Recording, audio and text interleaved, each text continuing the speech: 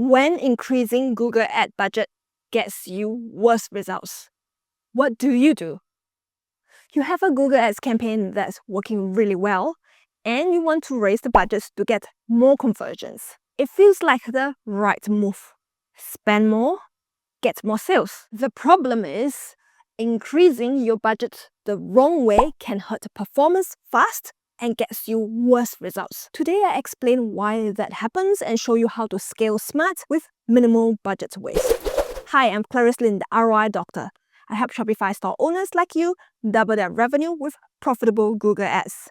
If you're new to the channel, welcome. Want to check if your Google Ads are sending the right shoppers to your store? Introducing my free resource, the Google Ads Pulse Check. It's a 9-point diagnostics checklist that helps you diagnose if your ads are attracting the most likely buyers. If they're not, it's time to review your campaign and or your landing pages to make the improvements needed to drive more sales for your store. Head over to claricelin.com to download it. You can also find the direct link down in the pinned comments and description below. Without further ado, let's dive into our topic for today. The most common scaling mistake businesses make is thinking that spending more on Google Ads will bring in more conversions at the same cost and profit. This is a linear scaling myth. It assumes sales will grow at the same rate as ad budget. For example, if you get 100 conversions on $1,000, you expect 200 conversions on $2,000. It sounds very logical, but Google Ads doesn't work that way. In reality, when you scale your campaigns too fast, Google pushes your ads to broader, weaker traffic to spend that extra money. By scaling too quickly, I mean by raising your budgets with jumps that are too big, too frequent, or both, without giving Google time to adjust and stay focused on your best customers. Your ads move from high-intent buyers to people less ready to act. For example, if you sell premium makeup, a controlled budget keeps your ads in front of shoppers looking for top brands. When you double the budget, Google starts showing your ads to people browsing beauty blogs or hunting for bargains. This lowers return on ad spend, inflates costs, and hurts your profit. The core problem is seeing Google Ads as a simple tool where more budget means more profit. Google's system is designed to find the best customers for your set budget. When you increase that budget too fast, it runs out of those good customers and starts targeting people who are less likely to buy. That's when results drop, costs rise, and scaling starts to hurt your bottom line. Let me elaborate more on the risk of fast scaling. The risk of scaling too quickly is simple. You lose control over where your ads show, who sees them, and how your budget gets spent. When you raise your budget in big or frequent jumps, Google looks for ways to use that extra money. It pushes your ads to new placements and wider audiences, which means more impressions and clicks, but not the right ones. You start paying for traffic that doesn't convert. Your cost per conversion rises. Your profit margin gets squeezed. What looks like growth turns into wasted spend. Fast scaling also disrupts Google's learning. Each time you change the budget too much or too often, Google resets or adjusts how it finds good customers. It stops building on what worked and starts chasing new patterns. That slows down results, hurts your return on ad spend, and makes your campaigns unstable. The damage doesn't stop there. When your campaigns pick up too many poor quality clicks that don't turn into sales, Google's system collects weak signals about what works. These signals shape future targeting and can make your next scaling efforts harder and more expensive. Your account history matters, and fast scaling fills it with the wrong data. So what's the best approach to scaling your campaigns? Scaling the smart way starts with a strong base. Before you raise your ad budget, your campaigns must prove they can deliver profit at your current level of spend. You need more than a few good days of performance. Look for solid ROAS, return on ad spend, and stable cost per conversion over several weeks. The goal is clear. Your campaigns should already be turning ad spend into predictable, repeatable profit. Your tracking must be clean. That means accurate conversion data, correct attribution, and no gaps in reporting. Without reliable data, you can't tell what's really driving your results. And scaling will just throw more money at the wrong places. You need clear answers to these questions. Which products bring the best returns? Which audiences are actually buying? Which placements and keywords are converting profitably? If you don't have this visibility, scaling becomes dangerous. Instead of growing sales, you risk multiplying waste. You spend more, but on the wrong traffic, poor placements, or low margin products, and that eats into your profits fast. Scaling only works when you're in control of where your money is going and what is working. And scaling starts with how you raise your budget. Once your campaigns are bringing in steady profit at your current spend, you can start scaling. The smart way is to increase your budgets in small, controlled steps. A good rule is to raise it by 10 to 20% at any time. This keeps growth manageable and helps Google adjust without chasing poor quality traffic just to use up the extra money. After each increase, with at least 1 to 2 weeks, this gives Google time to learn, stabilize, and show if the extra spend is going to the right places. It also gives you time to see how your key numbers respond, your return on ad spend, cost per conversion, and your profit. If you scale too fast through big jumps or frequent changes, Google starts spending where it shouldn't. Your ads get shown in weaker placements to lower intent audiences or for poor searches. You will see more impressions and clicks, but those clicks won't bring in sales. Costs go up, profit goes down, and what looks like growth turns into waste. The goal of scaling in small steps is to protect what's already working. You want every extra dollar to work as hard as the last one. When you raise budgets gradually, you give yourself time to spot any problems early. If return on ad spend drops or costs spike, you can pause scaling, review what's happening, and fix it before adding more spend. This is how you scale with control, protect profits, and drive real growth. The work does not stop here. Raising your budget is only part of the work. To make sure that extra spend actually delivers, you need to guide it with the right steps. Scaling works best when your extra budget supports the right products. That means putting more spend behind products that already deliver strong return on ad spend and healthy profit margins.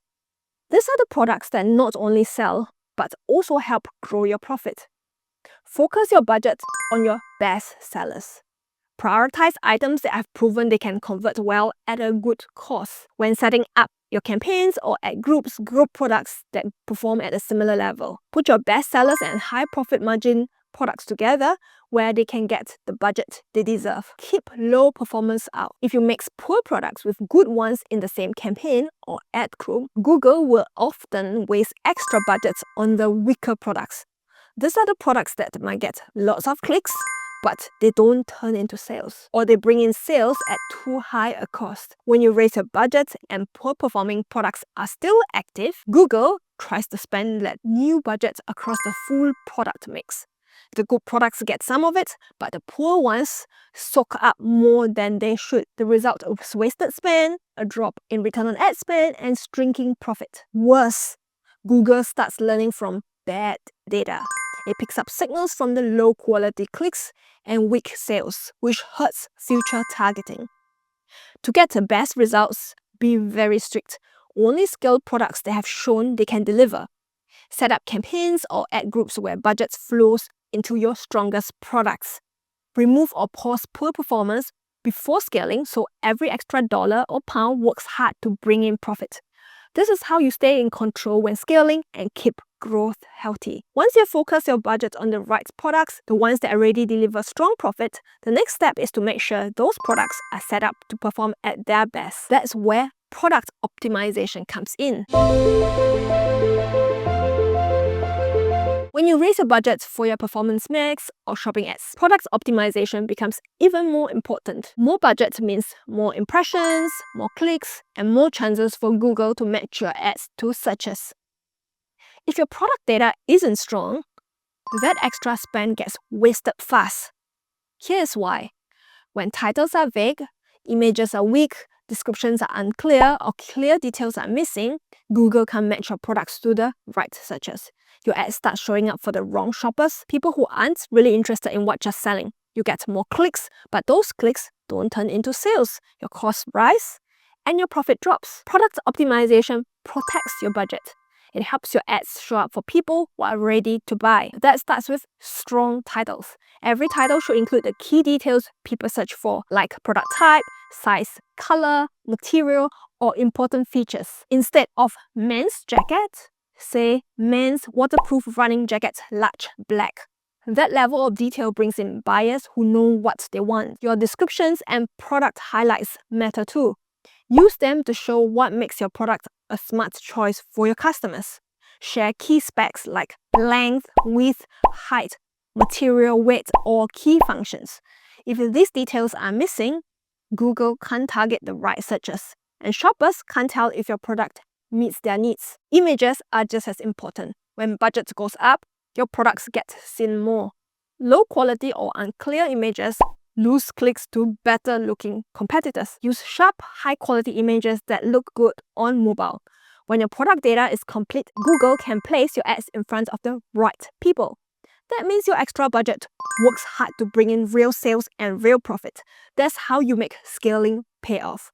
Once your product data is clean and strong for Performance Max and shopping ads, the next step is to make sure your ad creatives are persuasive enough to turn views into clicks and clicks into sales. That's where creative optimization comes in. This part matters for both Performance Max and search campaigns. If you're only using Performance Max for shopping style ads, and you're not providing creative assets like headlines, descriptions, images, or videos, and if you're not running such campaigns, then you don't need to worry about this optimization step. But if you are, ad creative optimization is critical. Your ad creatives are what convince someone to take action once they see your ad. In PMax, this means your headlines, descriptions, images, logos, and videos. In search, this means your text ads, your headlines and descriptions that show in the search results. When you raise your budget, weak creatives waste money faster. Poor headlines, generic descriptions, and tired images lead to clicks that don't convert. Or worse, they fail to attract clicks at all, and you burn through impressions without results. Make sure every creative matches what your buyers want. In search, write clear, direct headlines that match the intent of your keywords. For example, if someone searches for waterproof running jacket, your headline should say exactly that, not just great men's jackets. In PMax, refresh your assets regularly. Use sharp, high-quality images that show your products clearly. If you use video, make sure it highlights key benefits fast. People won't wait. Add new variations over time to keep ads fresh and stop performance fatigue. Strong creatives help make sure your extra budget brings in sales, not just empty clicks. That's how you protect profit as you scale. Once your ads are ready to bring in the right clicks, the next step is to make sure your budget stays focused on valuable traffic and doesn't get wasted on poor searches. That's where tightening your keyword targeting and setting smart exclusions come in. In search, put your extra budget behind keywords that show strong buying intent. Focus on exact match and phrase match keywords. These are searches where people already know what they want and are ready to act. For example, if you sell running shoes, target terms like Essex Gel Nimbus 25 men's size 10 or Nike women's running shoes black. These are buyers who are close to making a decision. Avoid relying on broad match unless you have strong controls in place. Broad match can burn through budgets fast without the returns you want. To learn more about Google Ads Exact Match, you can watch one of my previous videos, why Google Ads Exact Match can work for your business. Link in the top right-hand corner of the screen. Once your target keywords are focused, the next step is to protect your spend by blocking waste. That's where exclusions come in. Keyword exclusions specifically for shopping and PMax. In Google Shopping and PMax, you don't control keywords directly. That's why negative keywords matter even more. Add exclusions to block low-quality searches that eat into your budget. Remove terms like cheap, free, DIY, or anything else that attracts clicks from people who aren't serious buyers. I've seen what happens when this gets ignored. I had a client who ran manual cost per click campaigns for years without adding any keyword exclusions. Their cost per conversion used to be around $30. Over time, it shot up to over $300. The budget kept getting wasted on poor searches and performance collapsed. Exclusions help stop this. They keep spend focused on traffic that converts and protect your return on ad spend as you scale. To learn more about keyword exclusion, you can watch one of my previous videos, Stop Wasting Google Ad Spend by Excluding Negative Keywords, link in the top right-hand corner of the screen. Once you've guided your budget, your products, your keywords, and your creatives, and you have raised your spend, the next step is to monitor how that extra budget is performing. You don't just set it and forget it. Check where that extra money goes. Make sure spend stays on your proven products, strong audiences, and placements that bring sales. Track return on ad spend, cost per conversion, and your profit. If performance holds, you're ready for the next round of scaling. If it slips, stop and find out what's causing the waste. That could mean cutting poor products, tightening targeting, refreshing the ads, or even lowering the budgets until things are back on track. And here's the key point. Scaling isn't something you do once. Every time you raise your budget, you repeat the same optimization steps. You review your products, you clean up your product data, you review your ads, you tighten your targeting, you block waste with keyword exclusions. Then you monitor the results. This cycle repeats with every round of scaling. That's how you stay in control, protect your profits, and grow the right way. Are you doing those steps that I've shared in this video? Is your scaling strategy protecting your profits or leaking budget without you noticing? Let me know in the comments below if you have any questions about scaling Google Ads without leaking your budget and having worse performance. If you need one-on-one support to scale your ads while protecting your ad budget, get in touch at claricelyn.com. I'm here to help Shopify owners like you scale your campaigns successfully with Google Ads. And if you found this video useful, remember to give it a like, subscribe to my channel, and turn on the notification bell so you don't miss future videos on doubling your store revenue with profitable Google Ads. I'm Claricelyn, the RI Doctor, signing off. Till the next video, stay profitable.